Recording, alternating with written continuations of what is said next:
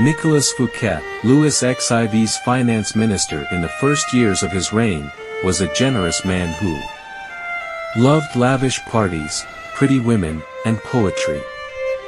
He also loved money, for he led an extravagant lifestyle. Fouquet was clever and very much indispensable to the king, so when the prime minister, Jules Mazarin, died, in 1661, the finance minister expected to be named the successor. Instead, the king decided to abolish the position. This and other signs made Fouquet suspect that he was falling out of favor, and so he decided to ingratiate himself with the king by staging the most spectacular party the world had ever seen.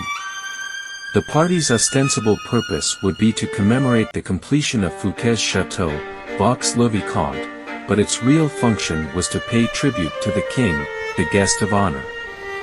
The most brilliant nobility of Europe and some of the greatest minds of the time, La Fontaine, La Rochefoucauld, Madame de Sévigné attended the party. Molière wrote a play for the occasion, in which he himself was to perform at the evening's conclusion. The party began with a lavish 7-course dinner, featuring foods from the Orient never before tasted in France, as well as new dishes created especially for the night. The meal was accompanied with music commissioned by Fouquet to honor the king. After dinner there was a promenade through the château's gardens. The grounds and fountains of Vaux-leVicomte were to be the inspiration for Versailles. Fouquet personally accompanied the young king through the geometrically aligned arrangements of shrubbery and flower beds. Arriving at the garden's canals, they witnessed a fireworks display, which was followed by the performance of Molière's play.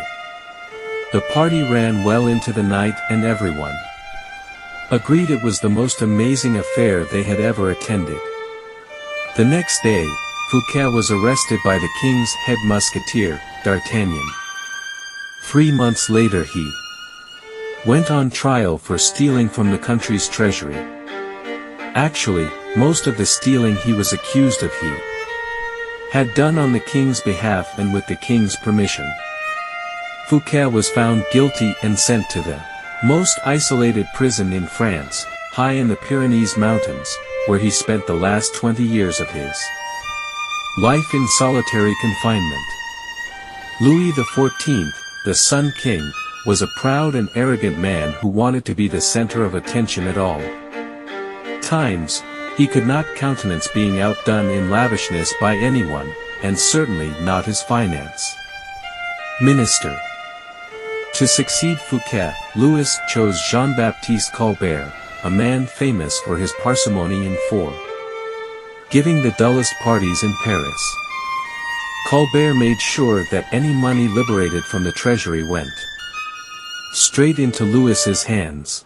With the money, Louis built a palace even more magnificent than Fouquet's, the glorious Palace of Versailles.